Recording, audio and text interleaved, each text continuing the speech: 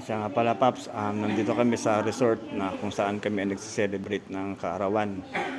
Dito ngayon, nirentahan namin ng itong buong resort na to. At ito yung mga kasama ko, misis ko, pamilya ko, tsaka mga kamag-anak ng pamilya ko. Napakaganda ng resort na napuntahan namin. Napakalaki ng pool, tsaka may basketball court sa dulo. Tapos napakalinis, tapos napakaganda ng mga pasilidad. Ito yung room na, ito yung baliguan bago ka mag-swimming. Then ito pa mayroon pang, tsaka nga pala yung swimming pool na to may pang bata, may pang adult. Tapos meron din yung pang teenager. Tapos ito yung pinakang taas niya, napakaganda rin. May net siya. Napakalalim niya. Tapos pag magpa-practice kayo ng basketball, pwede rin dito sa tubig nyo gagawin.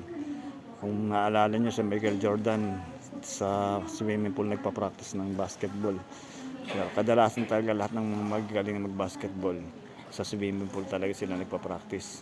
Kagaya ng ginawa ko kanina, nakapang uniform pa ako ng pang-basketball. Tingnan nyo naman, nag-practice ako ng basketball.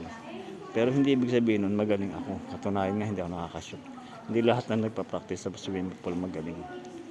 Kadalasan lang talaga sila gumagaling. Joke lang. Totoo talaga hindi ako magaling mag-basketball. Napakalinaw ng tubig. Napakaganda. Sarap magtampisaw.